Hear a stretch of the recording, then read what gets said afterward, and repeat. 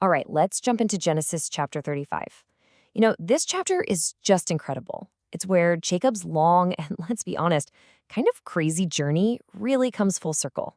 We're talking about a story of return, renewal, and seeing God's promises lock into place in a huge way. So let's get into it.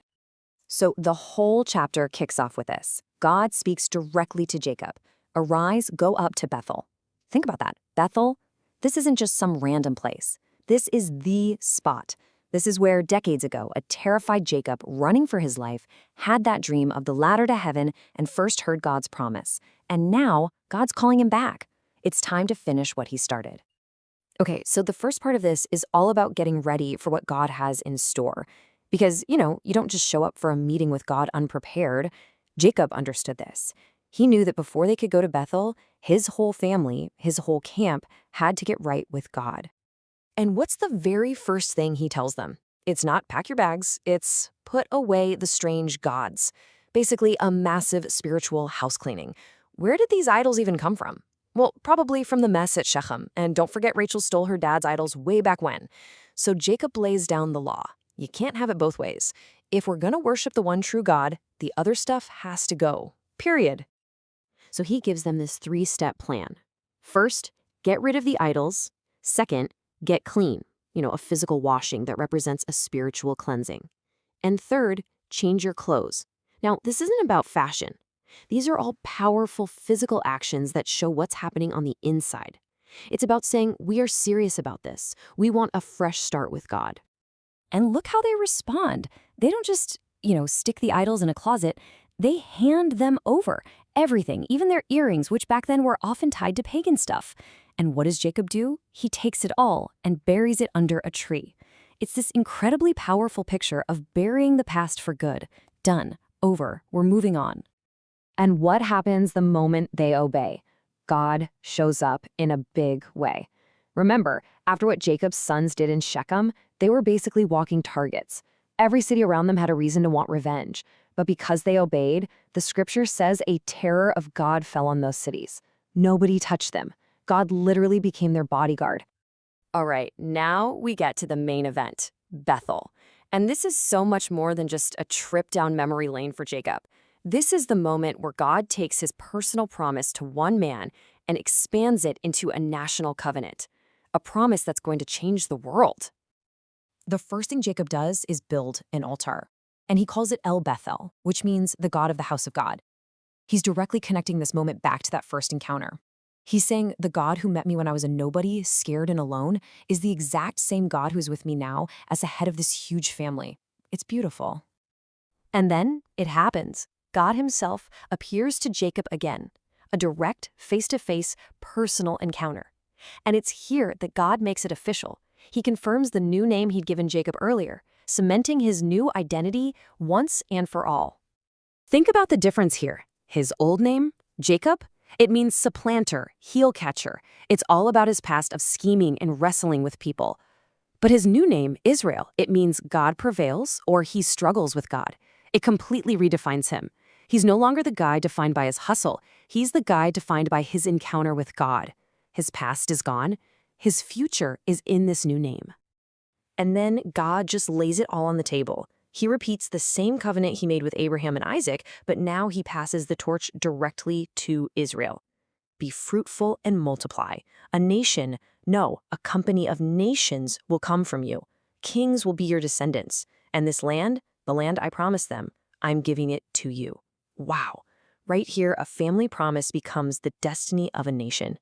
So after an incredible mountaintop moment like that, you'd think the rest of the journey would be easy, right? But that's not how life works, and the Bible never sugarcoats it. A walk with God doesn't mean a life without pain. As Jacob's family leaves Bethel, they're about to walk straight into some deep, deep sorrow.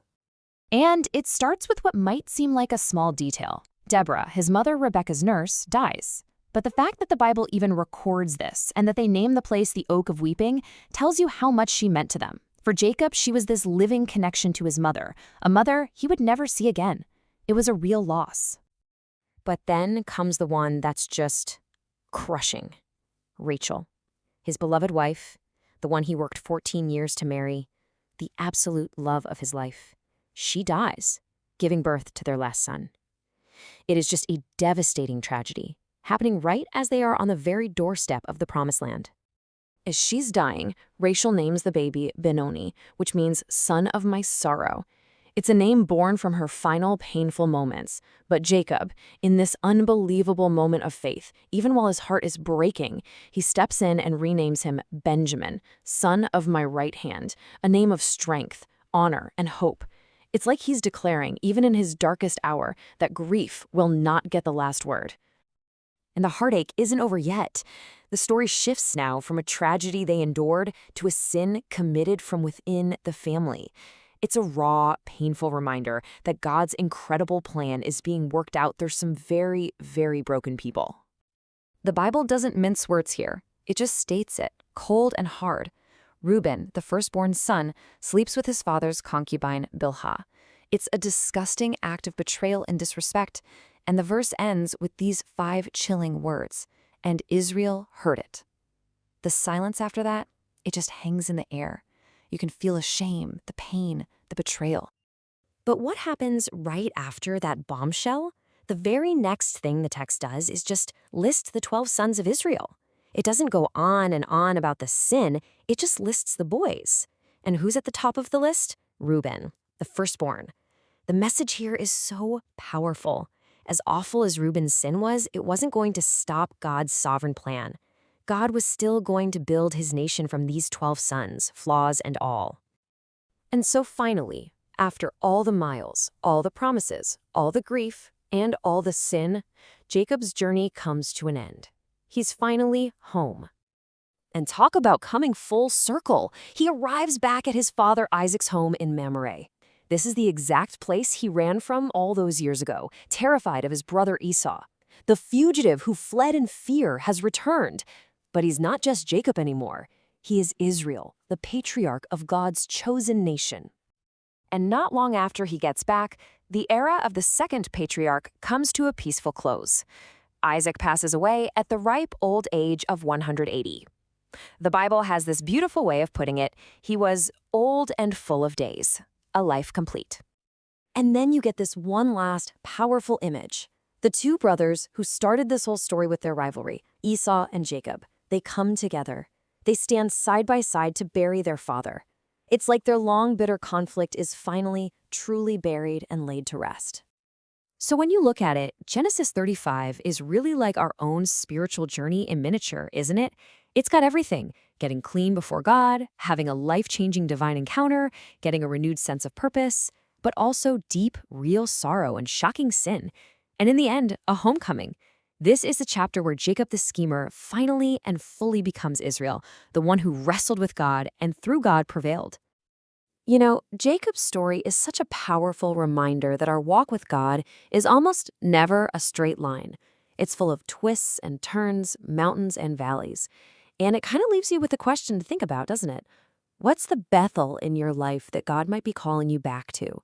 That place of a past promise, a first encounter, that he wants you to revisit and renew today.